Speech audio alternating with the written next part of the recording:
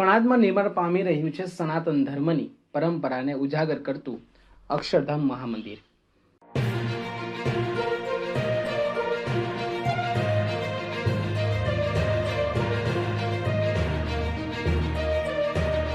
રામાયણ, મહાભારત સહિત ભારતીય સંસ્કૃતિના પ્રસંગોને કંડારતા શિલ્પો હશે.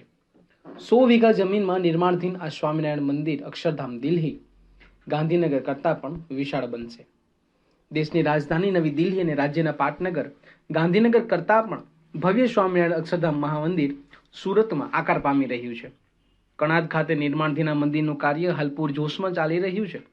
દેશ અને વિદેશમાં 1600 થી વધુ મંદિરોનું નિર્માણ કર્યા બાદ હવે કણાદ ખાતે વિશ્વ કક્ષાનું મંદિર સાકાર થઈ રહ્યું છે.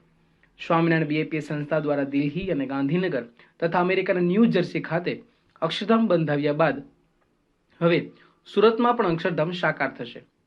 ટૂંક સમયમાં જ આ અક્ષરધામ મહામંદિરનું નિર્માણ કાર્ય પૂર્ણ થતાં સુરતમાં એક આગવું તેજસ્વી આકર્ષણનો ઉમેરો થશે, તેમજ સુરતને ટુરિઝમમાં પણ મોટો લાભ થશે.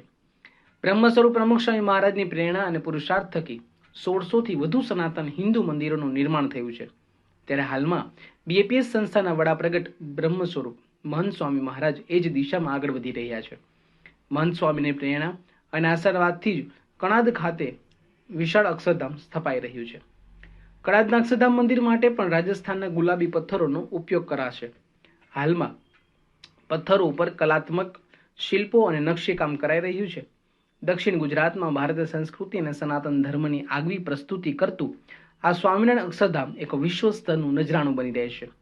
હાલમાં બીએપીએસના સમર્પિત સ્વયંસેવકો દ્વારા મહામંદિરના પથ્થર ઘડતરનું કાર્ય ચાલી રહ્યું છે. સુરતના અક્ષરધામ મંદિરના પરિસરમાં સનાતન હિન્દુ ધર્મની પરંપરાનું આગવું દર્શન થશે. અહીં ઉપનિષદ, રામાયણ, મહાભારત, ભાગવતના પ્રસંગ દ્રશ્યોથી લઈને મહાન ભારતીય સંસ્કૃતિ પરંપરાના મહાપુરુષોના શિલ્પો રચાશે. ઉપરાંત આધુનિક ટેકનોલોજીથી સજ્જ સ્થાયી પ્રદર્શનો યોજાશે, જેમાં સાંસ્કૃતિક વારસાની સાથે ભારતીય મૂલ્યો, સંસ્કાર અને ગૌરવને ઉજાગર કરતી પ્રેરક પ્રસ્તુતિ થશે. સાથે સભાગૃહો અને વિવિધ પ્રવૃત્તિઓના પ્રકલ્પો પણ વિશાળ પરિસરની આગવી ઓળખ બની રહેશે.